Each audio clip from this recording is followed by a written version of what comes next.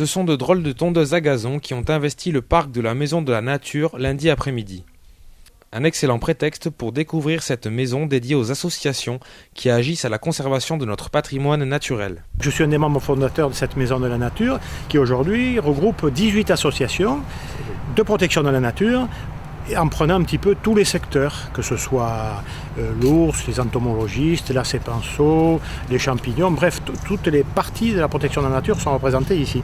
Et l'objectif de cette maison, sans vraiment fédérer les associations, c'est de créer une dynamique entre ces associations pour avoir des actions communes par rapport à des projets ou à des problèmes, à des questions bien définies. Chaque association, les 18, ont leur trousseau de clés, viennent quand elles veulent, la nuit, le jour, disposent de la salle de conférence, de la cuisine, d'archives, de documents, de projecteurs vidéo, d'écrans, de matériel, tout ce que vous pouvez imaginer, ordinateurs et autres.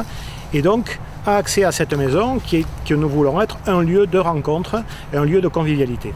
La maison et ses associations participent activement aux manifestations dédiées à l'environnement et préparent un projet de création de refuge pour les oiseaux du domaine de Cers où elle est implantée.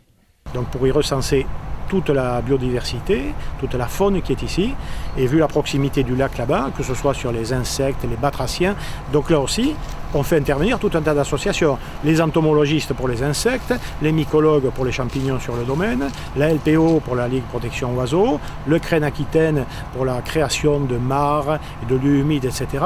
Donc effectivement, il y a une complémentarité dès qu'il y a un projet d'un certain nombre des associations de la Maison de la Nature. La Maison de la Nature est un havre dédié aux amoureux de l'environnement et surtout une force de proposition experte et militante qui œuvre à la protection de notre environnement et de sa biodiversité.